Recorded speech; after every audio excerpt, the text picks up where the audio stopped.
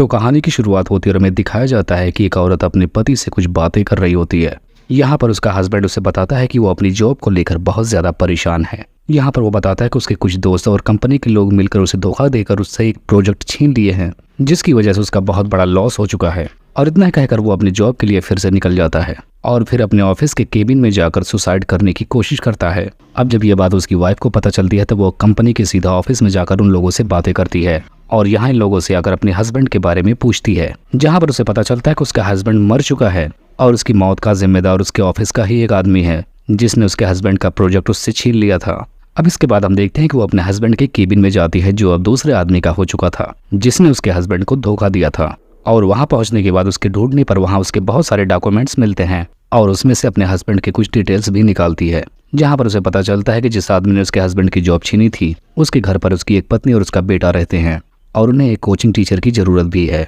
अब इस बात का फायदा उठाते हुए वह औरत उसके घर पर पहुंच जाती है और उसके पास एक फर्जी अपॉइंटमेंट लेटर भी होता है और अब वो कोचिंग देने के लिए उनके घर पर रेडी थी और अब से वो उन्हीं के घर पर रहने लगती है। अब हम देखते हैं कि ये औरत डेविड के घर पे पहुंचकर उसके बेटे को पढ़ाई कराने का काम शुरू कर देती है और यहाँ पर वो अपने कातिल अदाओं से उसके लड़के के अरमान जगाती है, जिसे देखने के बाद उस लड़के का माहौल बिगड़ने लगता है, लेकिन वो जैसे तैसे खुद को कंट्रोल रखता है। अब हम देखते हैं कि रात के टाइम जब वो औरत अपने कपड़े बदलती है तब ये लौंडा उसे छुपकर देख रहा होता है और ऐसा करते वक्त इसे बेहद मजा आ रहा था। लेकिन तब तक उस लौंडे की नौकरानी वहां पर आ जाती है, जो उस लड़के को वहां से जाने को बोलने लगती है, जिसकी वजह से इस लौंडे का मौसम बनते बनते बिगड़ जाता है। अब हम अगली सुबह इस औरत की एक और नई चाल देखते हैं, जहां पर वो उस लड़की की मोम की चाय में कुछ नशीली दवाइयां मिला देती है और फिर वो वहां से सीधा उसके बेटे के पास जाती है, जहां पर वो उसे अकेले अपने साथ ले जाती है, जहां पर वो उससे बहुत बाबू सोना करके उसे बुलाती है। जिसके बाद अगली सुबह हम देखते हैं कि अब वो लौंडा जब अपने स्कूल से लौटता है तो वो फौरन अपनी टीचर को देखता है और उसे ढूंढते हुए उसके पास पहुंचकर उसे चिपकने लगता है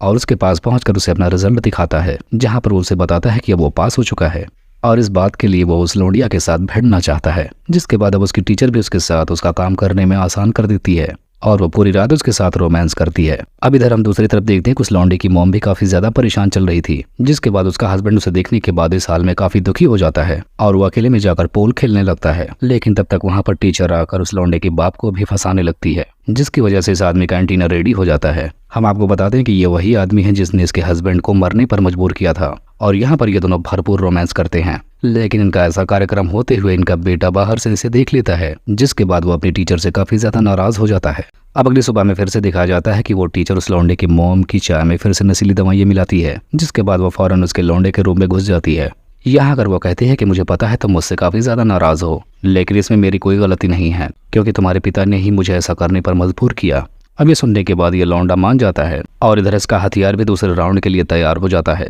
जिसके बाद अब ये दोनों फिर से रात भर के लिए शुरू होने वाले थे। अब अगली सुबह में दिखाया जाता है कि इस लौंडे की मॉम की तबीयत और भी ज्यादा खराब हो चुकी थी और इसकी टीचर उसे फिर से सुबह सुबह नशीली वाली चाय की दवा देने आई है। लेकिन अब की बार वो जैसे ही चाय पीती है उसे कुछ ना कुछ समझ में आ जाता है कि उसके चाय में जरूर कुछ मिलाया गया है। अब इसी रात में हमें दिखाया जाता है कि वो टीचर उस लौंडे की मॉम को मारने के लिए घर के सारे लाइट्स को ऑफ कर देती है, जिसे देखने के बाद वो औरत बहुत डर जाती है। तभी उसका हस्बैंड भी उसके पास आ जाता है और अब वो सारी बातें अपने पति को बताती है, लेकिन उसका हस्बैंड उसकी बातों पर यकीन नहीं करता क्योंकि वो नशीली दवा की वजह से काफी नशे में रहती है। अब अगली सुबह हम देखते हैं कि वो टीचर फिर से उसकी मॉम को मारने की कोशिश करती है और यहाँ पर इन दोनों में काफी तेज भिड़ंत हो जाती है। अब इधर हमें उस लौंडे के बाप को दिखाया जाता है जिसने अपने साथी को धोखा देकर उसकी ऑफिस को हड़प लिया था। यहाँ पर उसे केबिन में अपने दोस्त की एक फोटो दिखाई जाती है, जिसे देखने के बाद वो समझ जाता है कि वो औरत जो उसके घर में है वो उसकी ही बीवी है और वो उन लोगों को पेलने के लिए सिर्फ वहां पर आई है। जिसे देखने के बाद वो सारा माजरा समझ जाता है और फौरन अपने घर की तरफ भागने लगता है और अब घर आकर देखता है कि वो टीचर बस उसकी बीवी को अब मारने ही वाली थी।